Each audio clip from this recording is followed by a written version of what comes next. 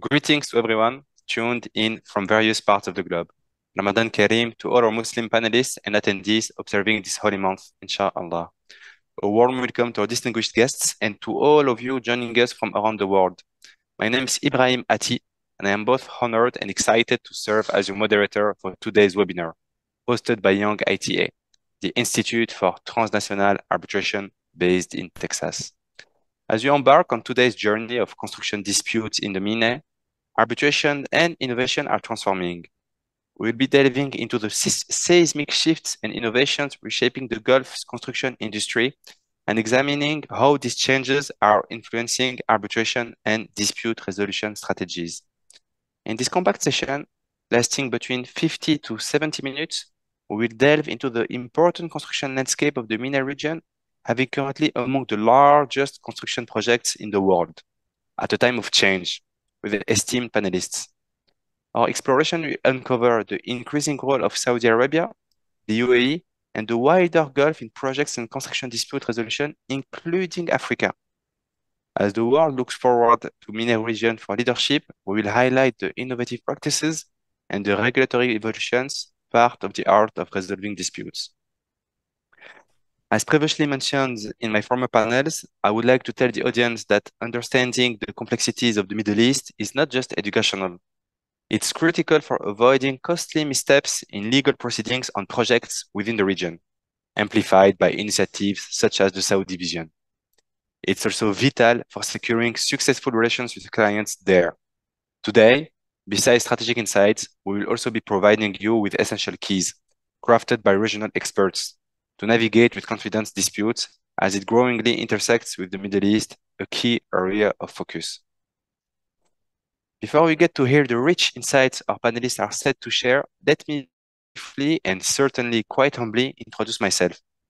I am Ibrahim Ati, a young legal professional with training across both civil and common law jurisdictions in the EU and the US, and a recent proud passer of the New York Bar. My specializations lies in international arbitration, where I aspire to contribute actively and meaningfully.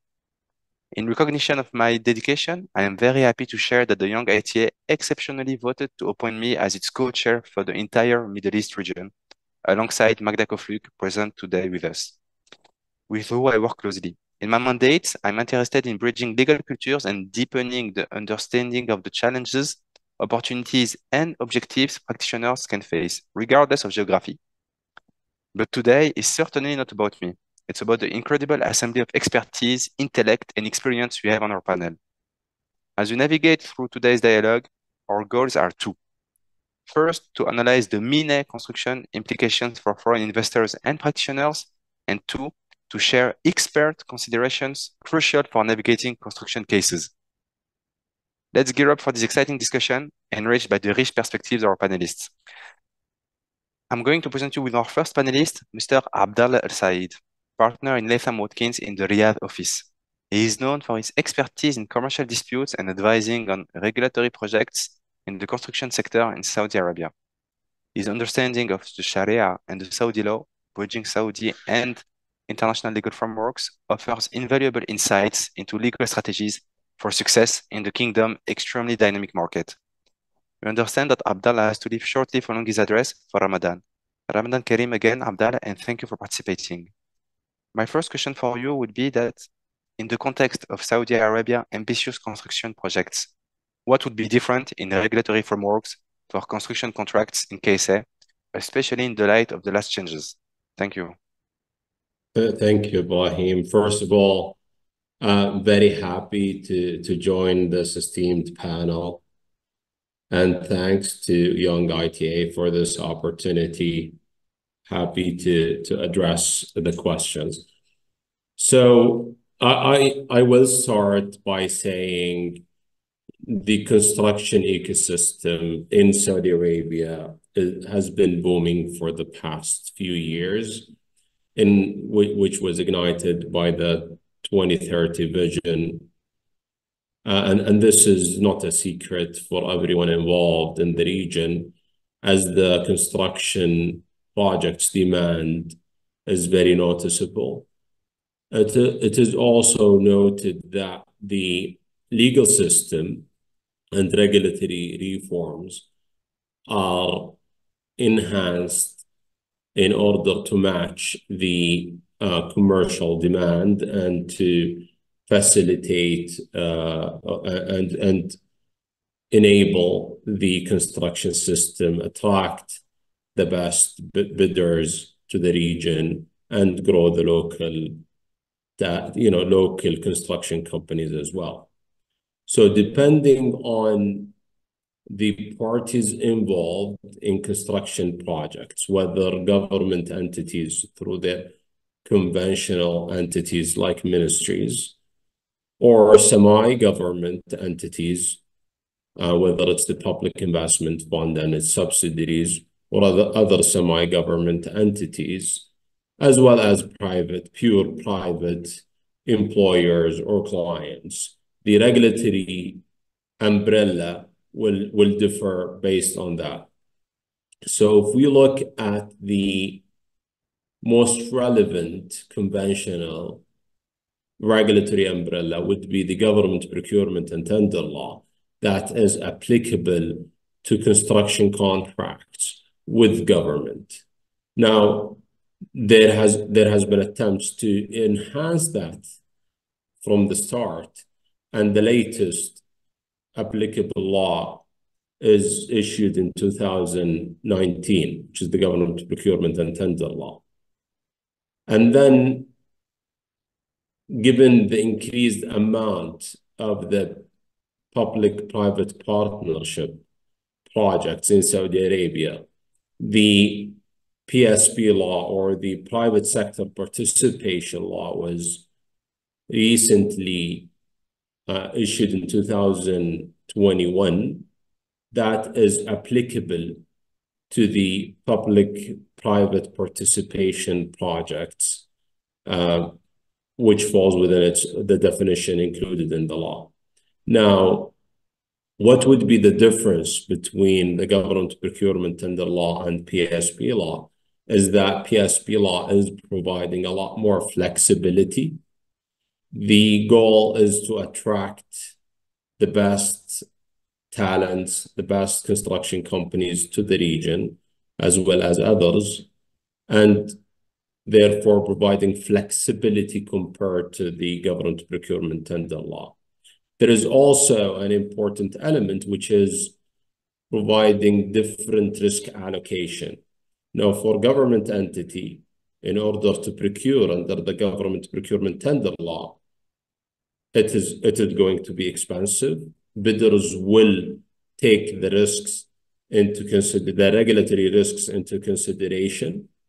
Now, the PSP law is trying to allocate risk differently for the reasons mentioned. And lastly, for the longest time, for private contracts, they have been governed by Sharia general principles, and this is what the commercial and general courts have been applying. For a lot of international investors, this creates uncertainty, given that courts interpret Sharia principles differently, and it is hard to find that certainty, especially with the lack of publication of courts precedents. Now, there has been a move. The biggest move was to codify Sharia. Therefore, the civil transactions law was promulgated and came into effect end of last year, 23. There is also other initiatives, including publication of courts precedents. So investors in construction projects will be mindful of these three umbrellas.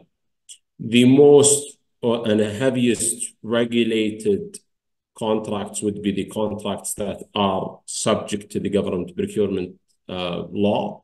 Then what would be more flexible umbrella would be the projects that fall within the Privatization Participation Law. An example of the flexibility would be, for example, to agree to arbitration as a form of venue. And under GTPL, that is very limited and hard to obtain approval for. Under PSP is a lot more flexible. And for private contracts, these will be covered under the civil transactions law. And if you look at the civil transactions law, it basically gives the private parties the ability to agree between each other on any terms they see fit, and there is only very minimal intervention when it comes to the regulatory and the regulatory umbrella. If the construction contract is subject to GTPL, then the contract is obviously subject to KSA courts and KSA law. If the construction contract is subject to PSP law, then most likely it will be subject to KSA law, but there is an opportunity to have arbitration clause. And if the contract is subject to civil transactions law, then there is a complete freedom as to the choice of law and venue, including arbitration. We also note that there have been trends and initiatives to further enhance and provide certainty for the ecosystem, whether clients, employers, contractors, subcontractors. The latest would be the initiative that was announced by the Saudi Ministry of Justice.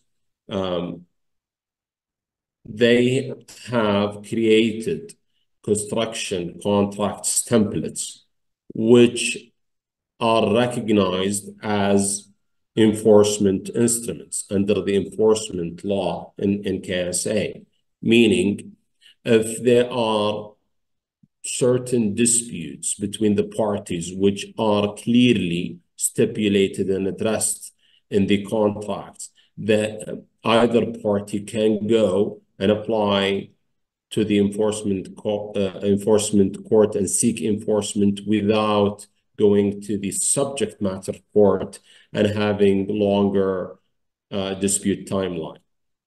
So let's say, for example, an employer is trying to liquidate a bank guarantee that is against the term of the contract. The contractor may seek injunctive relief before the enforcement court and have a very expedited procedures. So this will create robust disputes resolution. Yeah. So that's as to the regulatory framework in general, Ibrahim. Thank you very much, Abdallah. Building on those insights, what are then, based on your experience, common construction disputes, issues in KSA, and what would be then your recommendations as to avoid them that would benefit any party in KSA to be aware of? All right. So having represented both government entities as employers or clients, as well as private contractors, most of the common issues that we see occur include first of all, bidders not appreciating the scope of the project. So during the bidding phase, there might be a rush in terms of submitting the proposals, being competitive in the pricing without really understanding some of the nuances within the scope of the project, therefore creating issues later on in terms of performance or scope issues, arguing that the client is increasing the scope or kind of deviation from the scope that was included in the tendering documents. The second common issue is delay in performance And this is a common issue that we see between parties. The private contractors would argue that the delay is caused by the employer. There are issues in handover, and then the employer would argue that the delay is merely caused by the contractor. The next issue, which is the related issue, would be an improper handover at the beginning of the project. So I'll defer the recommendation to the next point. Another issue would be scope variation. The clients, government, semi-government, or private clients include complex or have complex team structures. So sometimes deviation orders are coming from certain team members without obtaining the necessary approvals. And the last issue I have on the list would be a regulatory risk. If there are changes in the law that may impact the performance of the contract. Now, the recommendation to contractors mostly would be to have a proper understanding of the scope of the project from the beginning and during the tendering phase. So establish good communication line, do the site visit, appreciate the scope in order to understand the risk allocation in order to be effectively and properly pricing the contract, avoiding any misunderstanding between the two parties in order to avoid any of the issues mentioned a while ago. The second recommendation, which would be after securing the contract or winning the bid and starting the project, create a robust communication line with the client, with the employer, in order to overcome any issues coming up during the project. So what we have seen is that an issue comes up, it is only reported to the client a few weeks later, and it is communicated officially, and then waiting for a response. Alternative way would be, beside the official communication, in order to reserve the rights under the contract, establish kind of a liaison or communication channel between the parties in order to be able to effectively manage the risks and resolve the issues. And the last recommendation would be documentation and good governance. Issues we have seen is that commercial team members from the client would have an opinion or a direction while not effectively communicating with their colleagues in the, let's say, legal department or procurement department or others. So documenting the communication is helpful later on when it comes to dispute phase. Also, a related recommendation would be understanding the governance structure of the client or the employer. What are the different, excuse me. Of course, go take your time.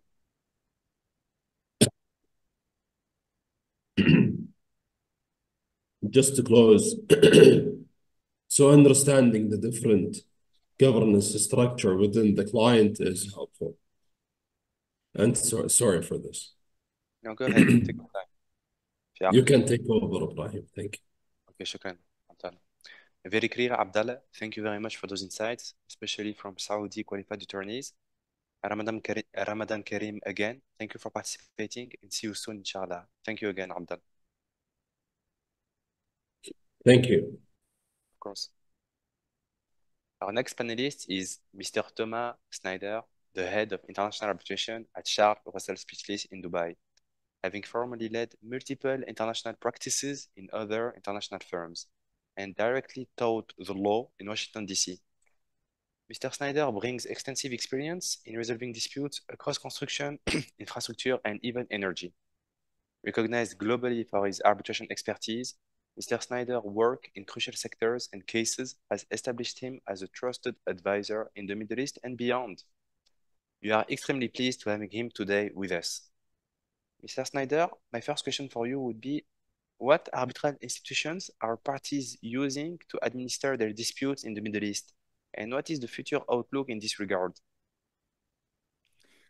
Thank you very much, Ibrahim, and good morning, good afternoon, good evening, everyone. It's a real pleasure to take part in Ramadan Kareem to those observing. I think this question is an interesting one at different levels. What arbitral institutions are parties using here in the region to resolve their construction disputes? I think if we start with the international, let's call them international arbitral institutions, I think the usual suspects are the ICC and the LCIA. We see a lot of parties from the region using those two.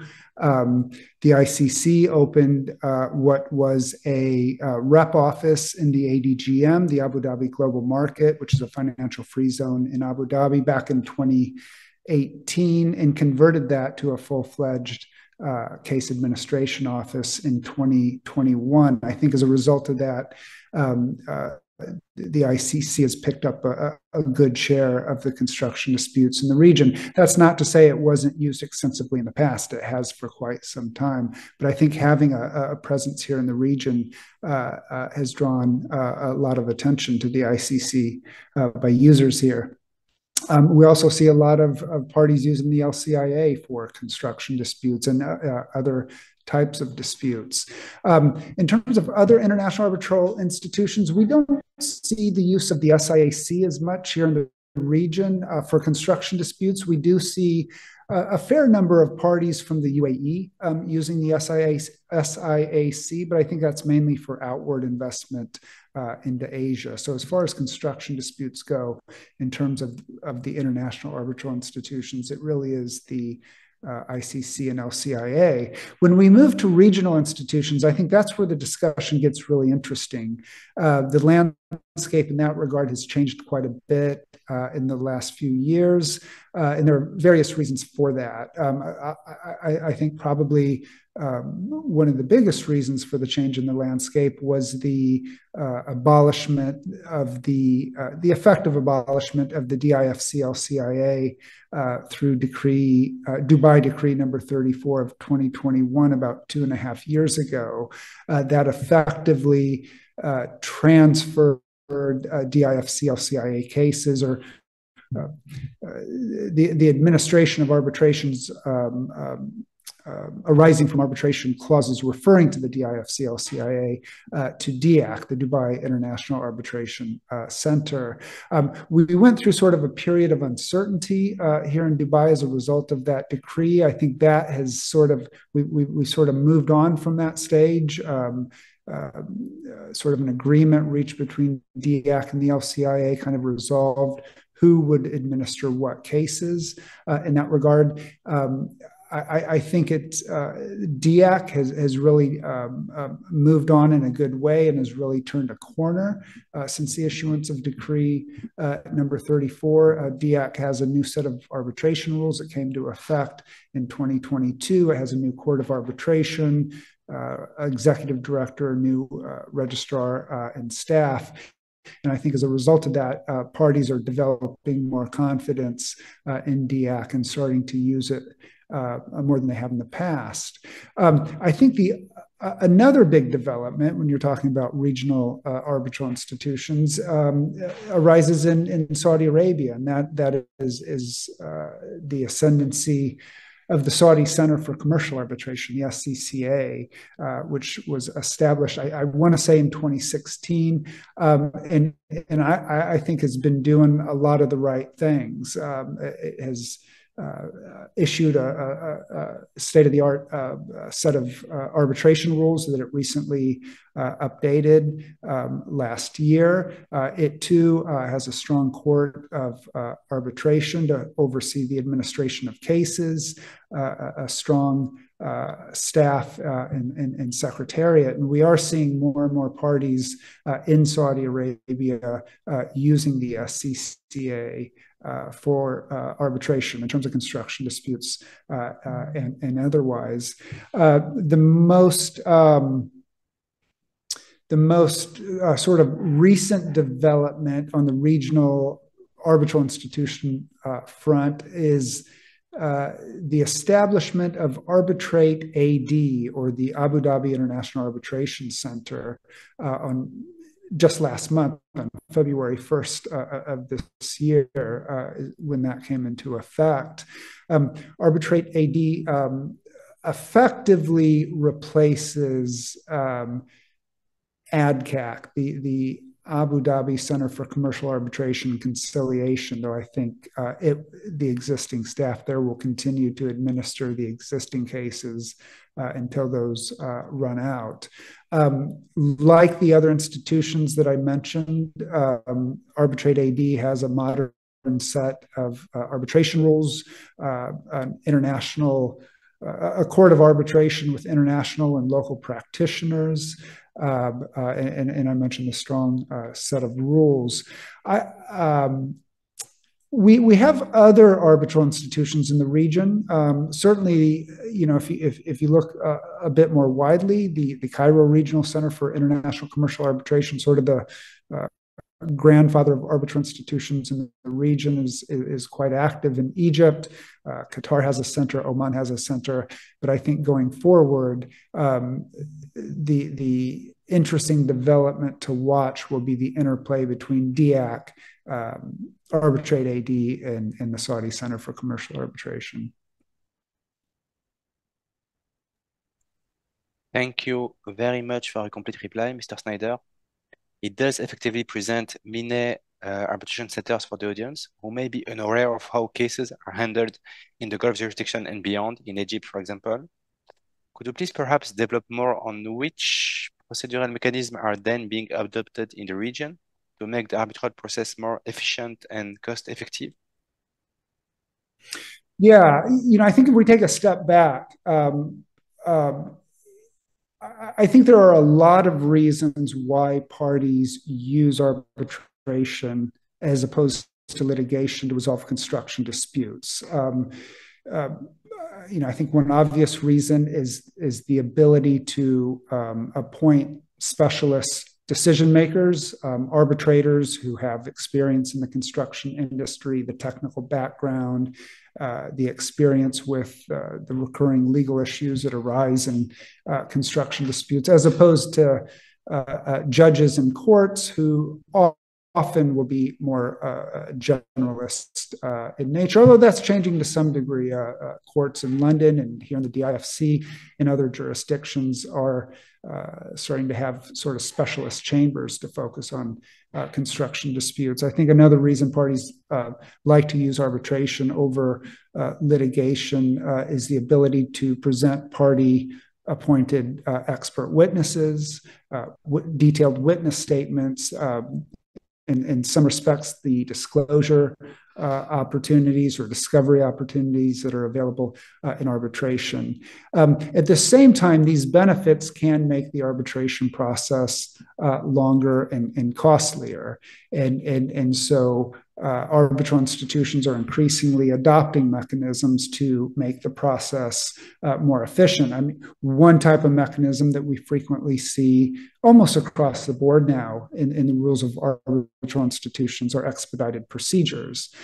Now, generally speaking, those work well for relatively small claims. They may not always work as well for construction disputes, just given the involved technical nature of those disputes. But all of the arbitral institutions that I've mentioned here in the region now have expedited procedures like other arbitral institutions around the world.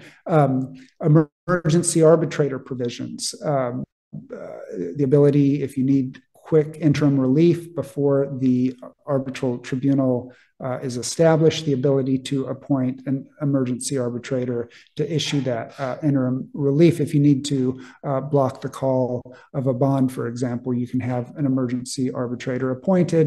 And here again, DIAC, Arbitrate AD, and SCCA all have emergency arbitrator provisions. Sometimes it's better to go straight to the courts for that sort of interim relief, but if an emergency arbitrator is the route you want to go down, certainly these arbitral institutions offer that possibility. I think another challenge to using arbitration to resolve construction disputes has traditionally been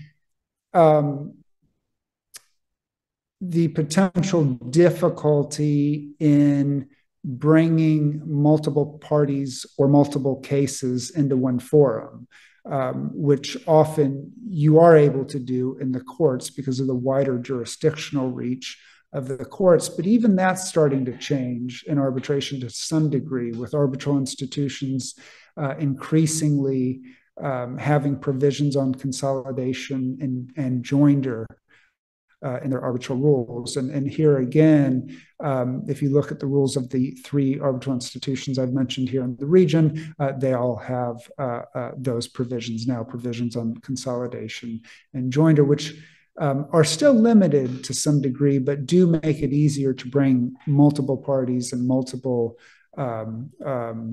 cases, multiple claims in one forum. I might just mention, sort of related to consolidation, and you're starting to see this creep into more and more arbitral rules, but the Saudi Center, the SCCA, now has a provision, has a rule on the coordination of multiple arbitral proceedings. So not fully consolidating multiple arbitrations into one case, but sort of coordinating multiple distinct arbitrations on the same track before the same arbitrator. The proposed SIAC rules have a similar provision, and I think this is a technique that we're probably going to see used more and more in arbitrations, and I think it probably works quite well in relation to construction disputes.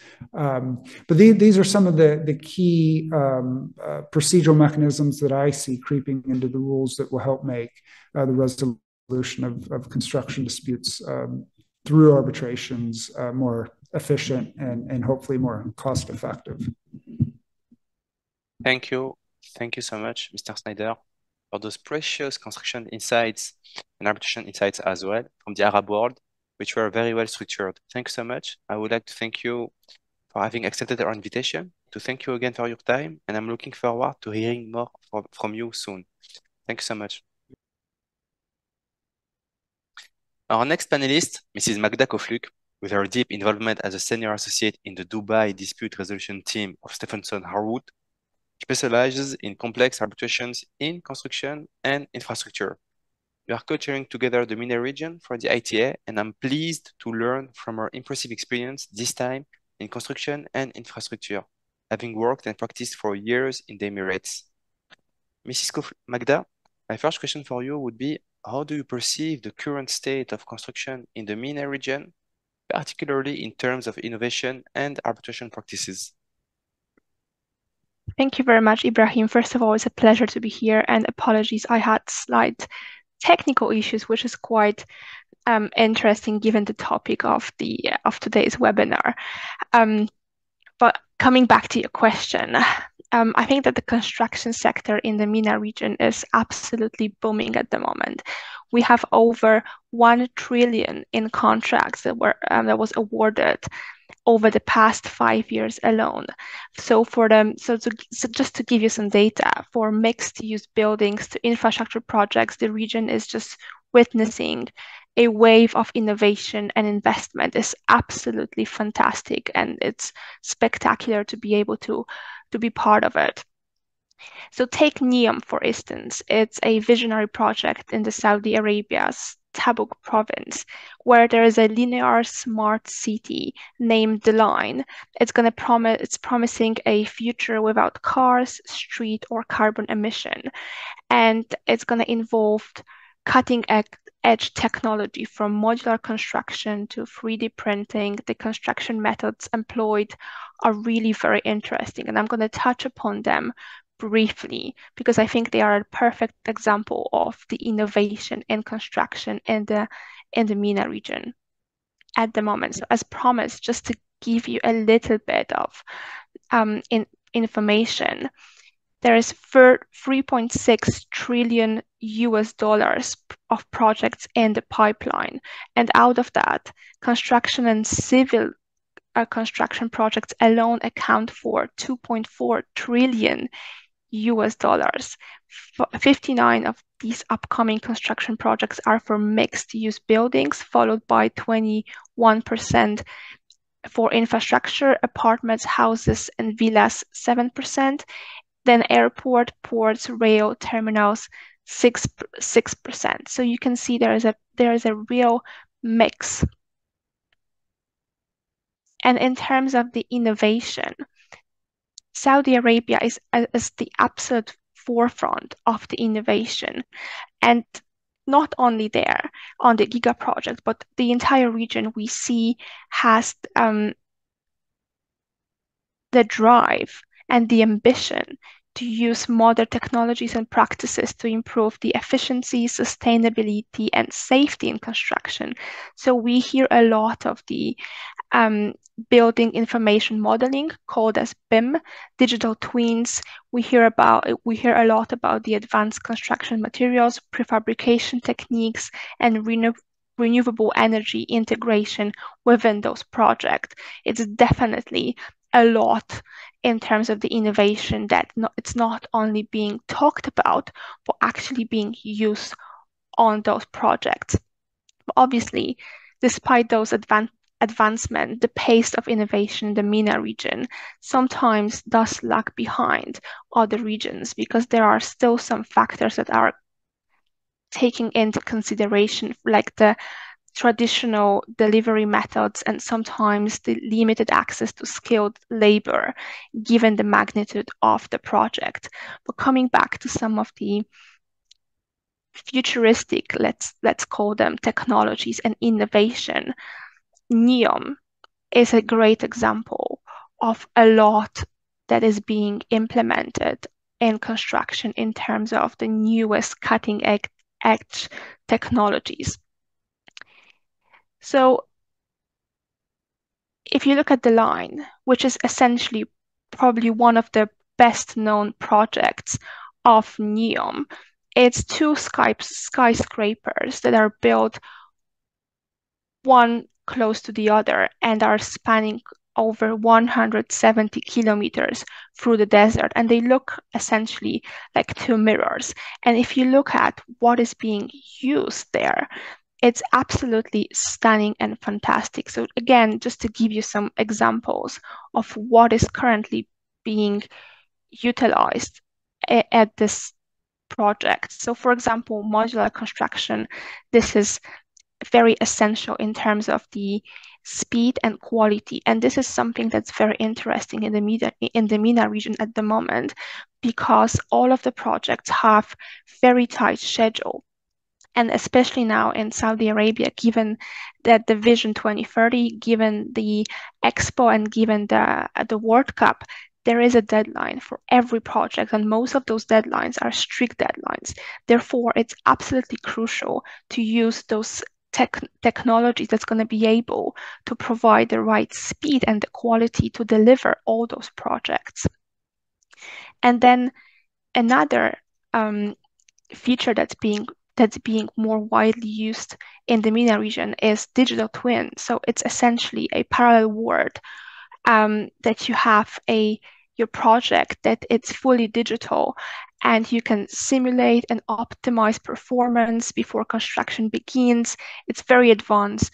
and all the design flaws can be identified and addressed.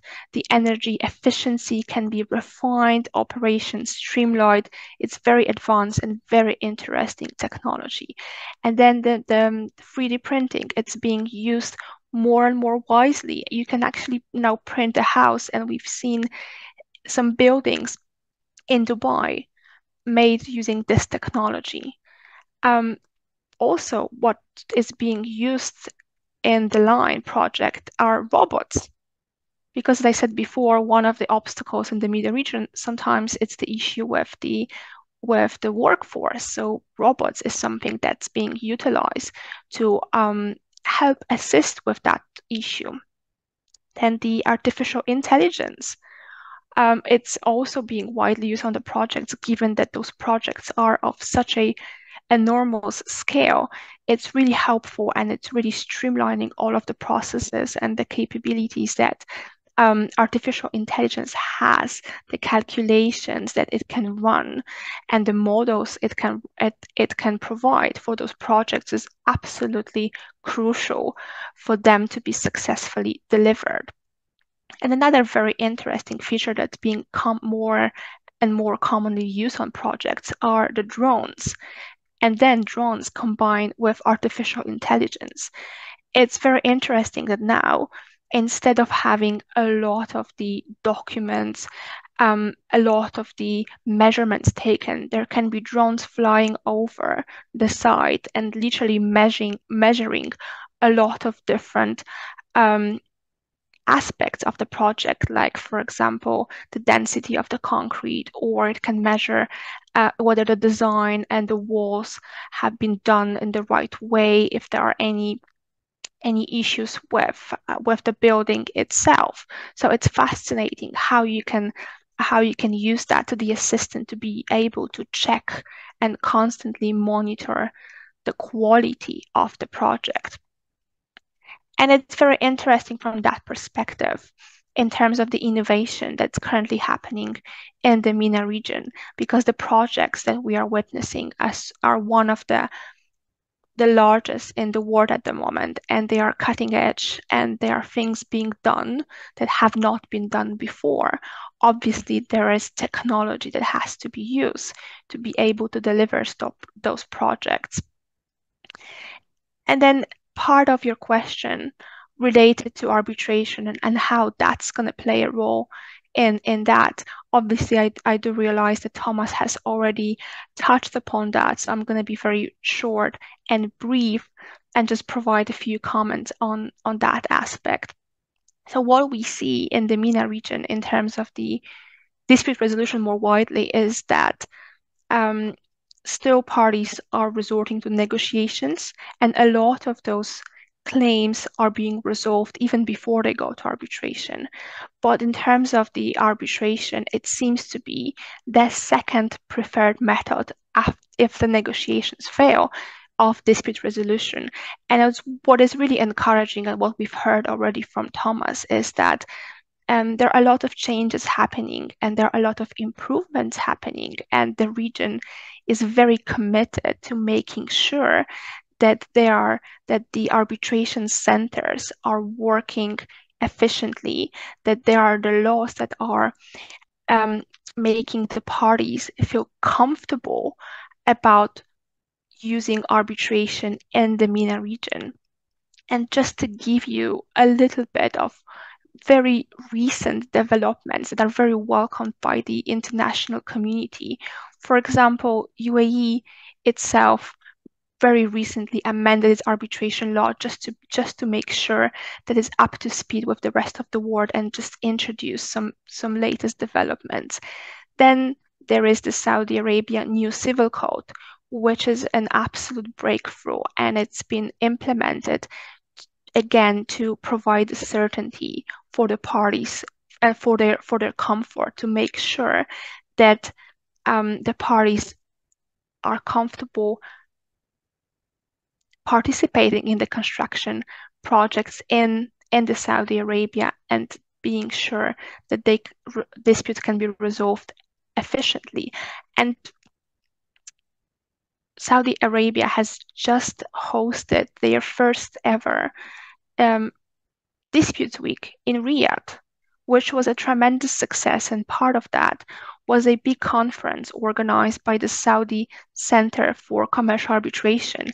And what we've heard was very encouraging, how the center is very much committed to making sure that the disputes that will be referred to the SCCA are going to be resolved fairly and efficiently. So that was incredibly encouraging to hear. And as Thomas said, if you look at the court, if you look at who actually forms and who formed and who runs the SCCA, I think we can have a lot of confidence in the process. And then just some more examples of some positive developments in the region. There is this new arbitration law that was enacted in Libya last year. It's again a significant legal milestone in the region. And one of the pioneering approach that they have is to online arbitration, for example. So very encouraging. And then there is a new arbitration law in Morocco as well that was promulgated in 2022. So I think it's very encouraging that there is a lot that is happening in terms of the arbitration being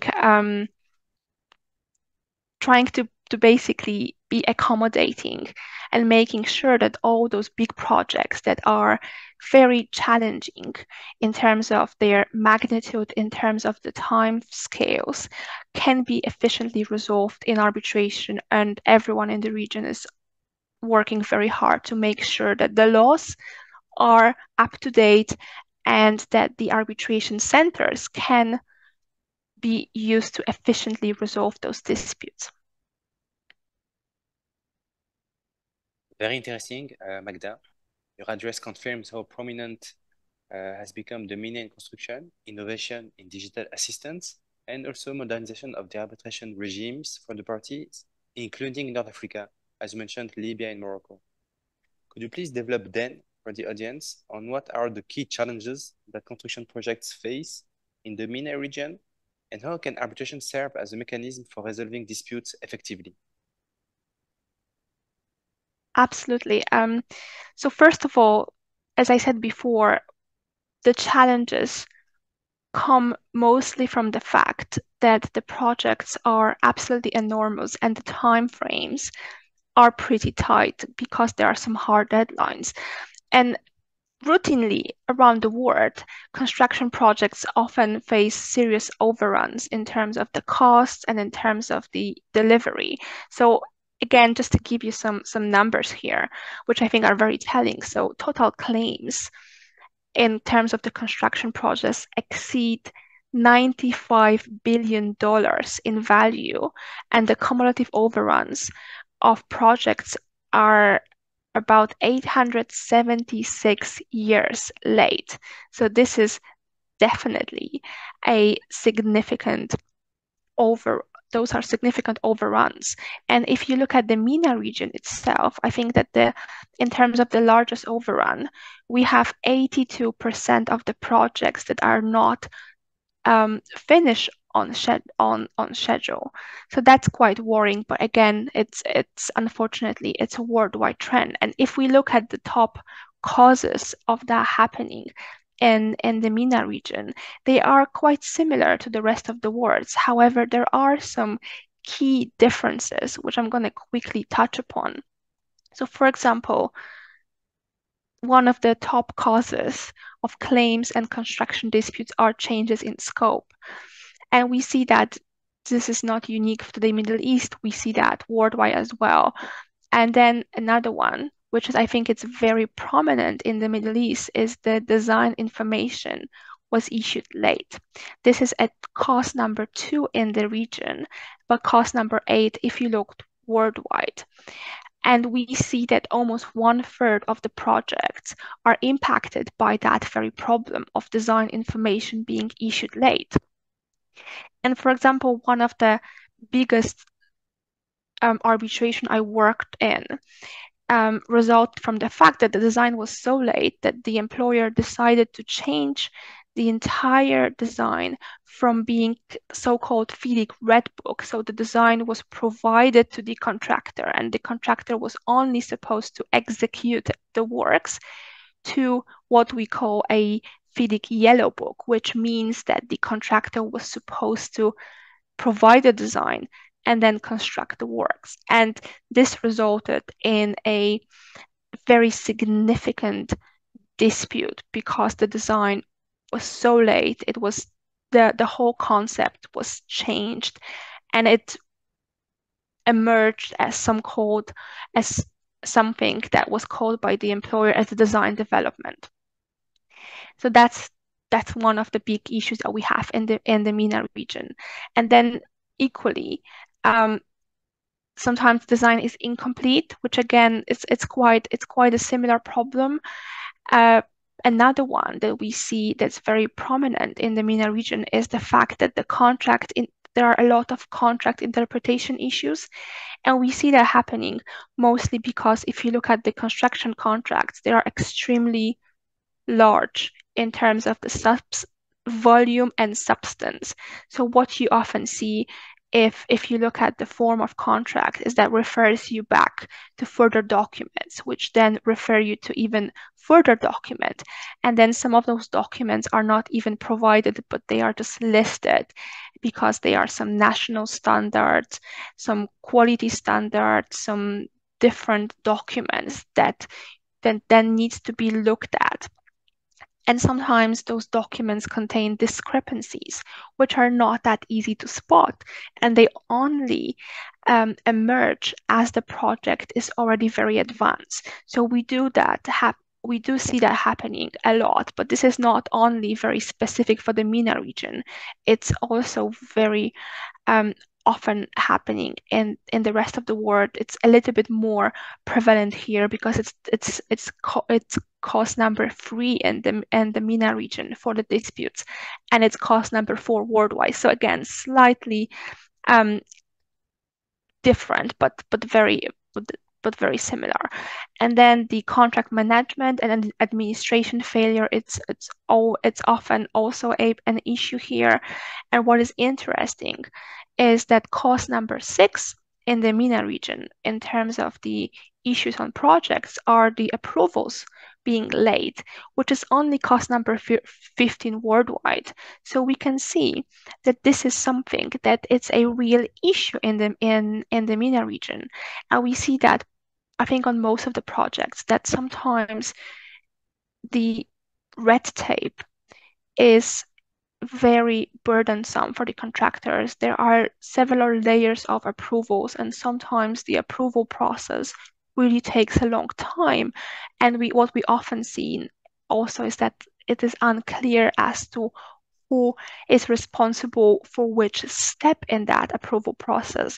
So I think this is very typical in the MENA region, and this is definitely way more problematic here than elsewhere in the world.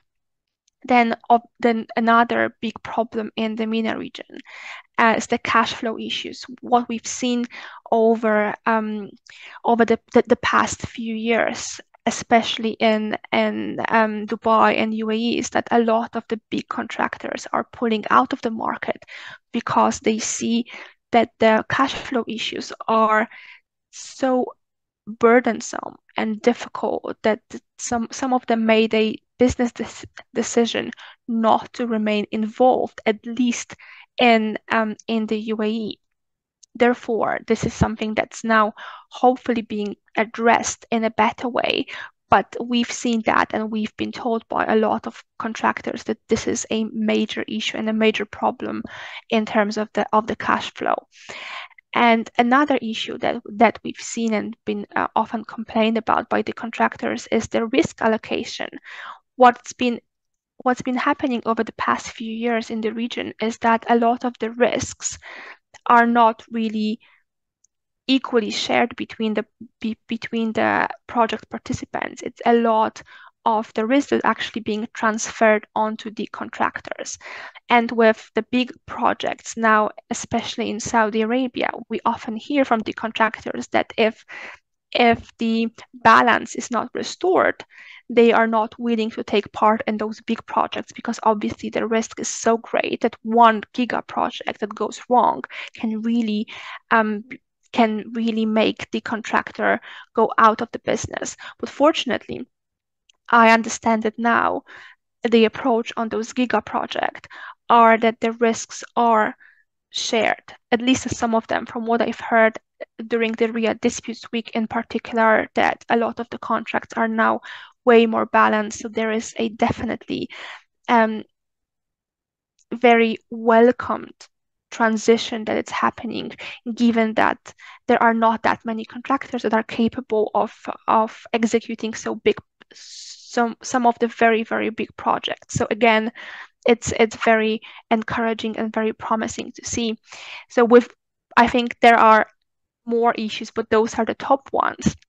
So I think I'm going to stop there in terms of what are the causes. And then the arbitration, I think, again, as Thomas said, it's very well suited to resolve construction disputes because you have the ability to get the technical experts of your own choice, and you can get the arbitrators with the right skill set. So I think arbitration is gonna remain the go-to dispute resolution method in the MENA region, and as we said before, given that there is a huge commitment to continue improving the process, I do hope that it's going to become more efficient, and it's going to be suitable. It's going to remain suitable for resolution of the disputes in the MENA region. Thank you so much, Magda, for your time and for your expert participation. I was personally, and I'm sure at least for a few from the audience as well, not aware of how active and dynamic the market is in construction. There are also multiple novel issues that are going to be treated by the practitioners, whether on risk allocation, cash flow burden, and more. I personally think that it's going to ask for a very expert and hands-on day-to-day management and oversight extremely flexible to the needs of the project, which can suddenly happen in the middle of the night. I'm very happy to have had you today, Magda. Thank you so much for coming. Now, I have the pleasure to introduce you to our last panelist, Ilham Kabouri, which will bring a very interesting perspective on the bridges between the Arabian Peninsula and Africa, which has more and more ties with the Middle East, being historically one of the most important trade partners since centuries. Ilham Kabouri practices at Vinson & Elkins in Dubai, where she has a track record of assisting clients through cross-border disputes across various jurisdictions and different sectors. Her work extends to advising on non-contentious construction and engineering matters, contributing to the development of arbitration and construction law, especially in Africa, where she has been recognized as one of the most promising young arbitrators.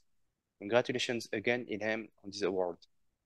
Indeed, she has assisted a number of African governments with the establishment and improvement of their arbitration legal framework. And now Ilham sits on the Global Steering Committee of Africa Construction Law.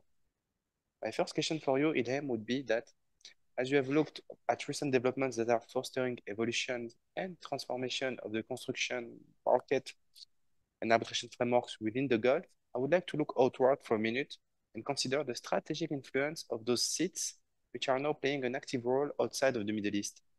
Ilham, could you tell us more about how the Gulf is contributing to the development of the construction industry in Africa? Thanks, Ibrahim. Good evening, and good evening to those in the Middle East, and Ramadan Kareem to those observing. Good morning to our friends and colleagues on the Americas side. So let me first talk about the construction market in Africa. The African construction market is estimated at $58 billion. It's expected to reach $74 billion by 2029 as African countries try to close the infrastructure gap and also provide access to power across the continent. Now that we've set the scene on the African construction market, I'd like to go through a few figures that highlight the economic ties between, I apologize for this notification, GCC states and African states. Just like Magda, I like data because it tends to stay in people's mind after events we speak at.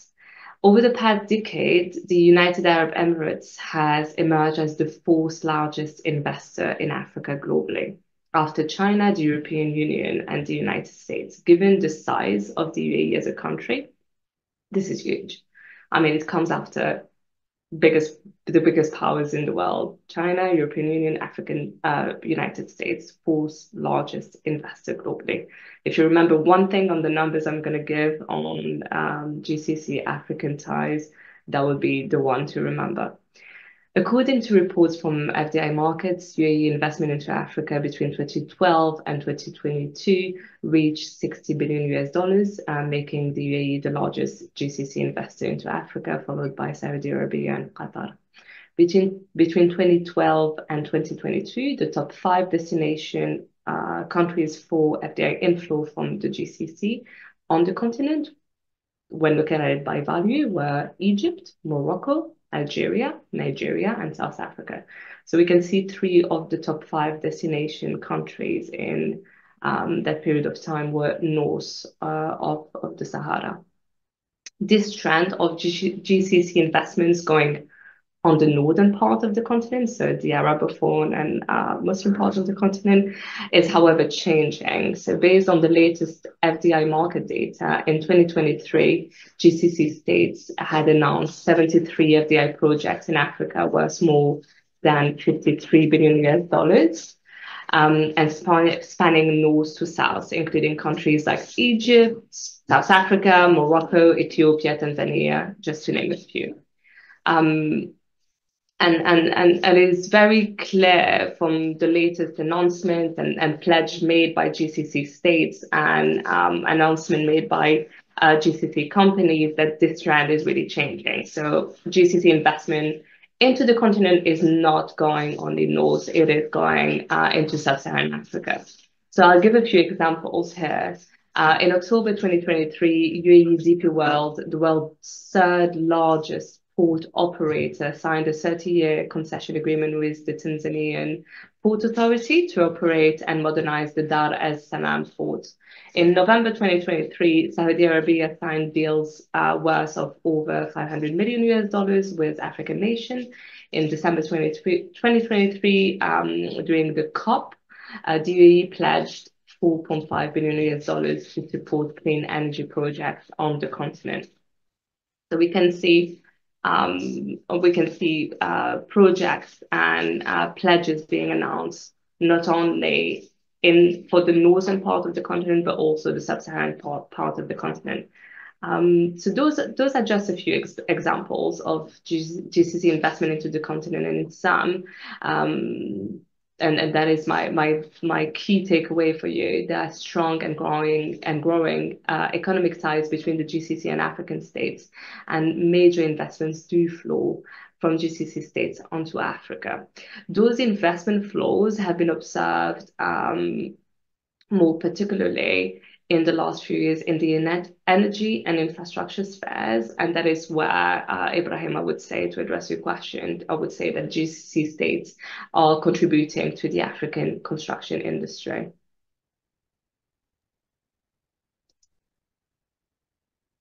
Thanks so much, Ilham, for those precious and very unexpected insights you have been able to share today with us. As you spoke to us about the strong and growing economic ties between GCC and African states, could you tell us more about where disputes in Africa tend then to be arbitrated?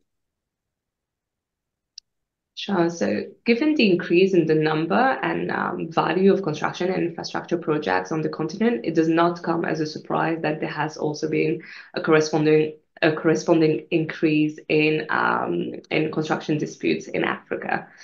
In fact, that's something that was confirmed in the most recent SOAS Africa Arbitration Survey report. And that's a report I would recommend to anyone interested in arbitration in Africa. It's kind of the equivalent of the Queen Mary Whiting case survey on arbitration more generally. The survey respondents active on the continent on matters just like choice of arbitrary seat, applicable law, etc., etc. So in the most recent survey, 132 respondents said that they had been involved in construction or infrastructure projects on the continent, either as counsel, as arbitrator, as expert, and so forth. 89% of those respondents confirmed that construction and infrastructure disputes were on the rise on the continent. The results from the survey also confirmed that, just like Magda and Tom explained for the Middle East, that arbitration remains the go-to dispute resolution mechanism for disputes on major construction projects on the continent. So we know from the survey that disputes are on the rise in Africa, and from other reports than the SOAS arbitration survey, of course.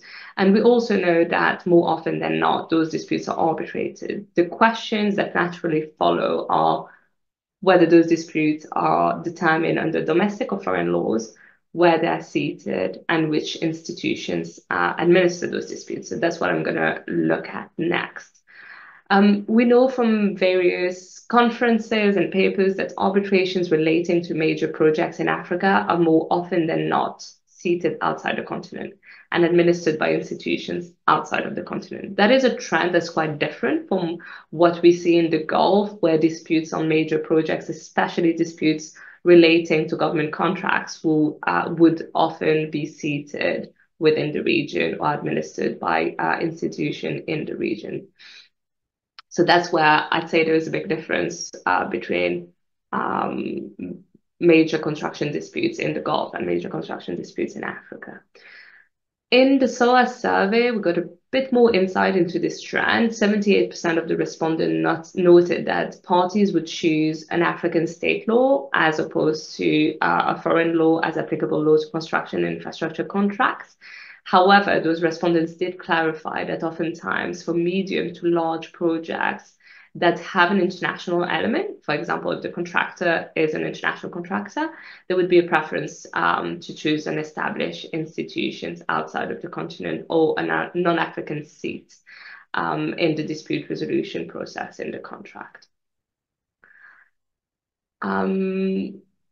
So that flight of major complex construction disputes outside of the continent explains why African disputes make up a sizable share of arbitrations administered by major arbitral institutions like the ICC or the LCIA. To give you a bit more statistics here, the latest published ICC statistics show that 6.8% of their 946 cases involve parties from Africa. And similar trend here with the LCIA statistics that show that 19% of their 293 cases registered in 2022 involved parties from the Middle East and Africa, including 4% of those parties were from Sub-Saharan Africa. So it's still not clear from those statistics and those reports whether those cases before those major arbitral institutions are African cases with a foreign element or cases involving African parties on an African project. Regarding domestic and regional cases on the continent, there has been an uptick in the caseload of regional centers like the Kigali International Arbitration Center and the Corsica in Cairo that Tom mentioned earlier. In 2022, 13%, so 1/3 of Corsica cases involved an African party or an African NGO. So those were cases that didn't involve an Egyptian party. Those are cases that involve an African party. So some disputes do stay on the continent. It is just not clear from the statistics whether the disputes that stay on the continent involve a foreign element or not. So regarding commercial disputes, and I would end with that on commercial disputes, it remains to be seen whether, given the proximity of the Gulf with the African continent, and in particular the connectivity between, for example, Dubai with Emirates flying to most destinations in Africa, whether we will start seeing some more of those African cases before arbitration centers in the UAE. In my practice, most of the now all the cases, African cases I've seen that have come to my desk have been cases administered by institutions of the like of the LCIA or the ICC. But let's see whether DIAC or the SCCA will come into the picture regarding African cases. So that's for commercial disputes. Looking now at investor-state disputes, and I'll present a number of figures on the basis of a very helpful report that I would highly recommend to anyone interested in ISDS in Africa. That's a report by the African platform called IOB Africa, and it's called IOB Africa's report on ISDS in Africa. So where are investor-state disputes involving African countries arbitrated, sorry. There have been 211 known ISDS cases involving African states from 1970s to the present date. 1/4 of those known cases against African states relate to the oil and gas sector, and 10% of those cases to the construction industry. Regarding where those cases are arbitrated, the majority of them are administered by ICSID. So 75% of those 211 known cases were administered by ICSID. In fact, in 2022, 12% of the ICSID caseload involved states from sub-Saharan Africa. 10% of those disputes, so I'm still speaking about the 211 known ISDS cases involving an African state, were arbitrated by the ICC, 7% by the PCA in The Hague, and the rest were before ad hoc tribunals under the institutional model rules and other arbitration centers like the Stockholm Chamber of Commerce and the Corsica. In sum, and to answer your question, Ibrahim, it seems from the data available that African disputes are arbitrated, and more often than not, when they relate to major projects and they have a foreign element, they will be arbitrated before institutions located outside of the continent, and they will be seated in more established seats like London and Paris. The last topic I wanted to touch on regarding African disputes is diversity, and in particular, representation of African arbitrators on panels. So although African cases make up a substantial share of the caseload before major arbitral institutions, there is still an underrepresentation of African arbitrators on arbitral panels. For example, although in 2022, 12% of cases before ICSID involved states from sub-Saharan Africa. In the same year, only 2% of the arbitrators, conciliators, and ad hoc committee members appointed in ICSID cases were from sub-Saharan Africa. So it remains that the majority of arbitrators, conciliators, and committee members appointed in ICSID cases come from Western Europe and North America.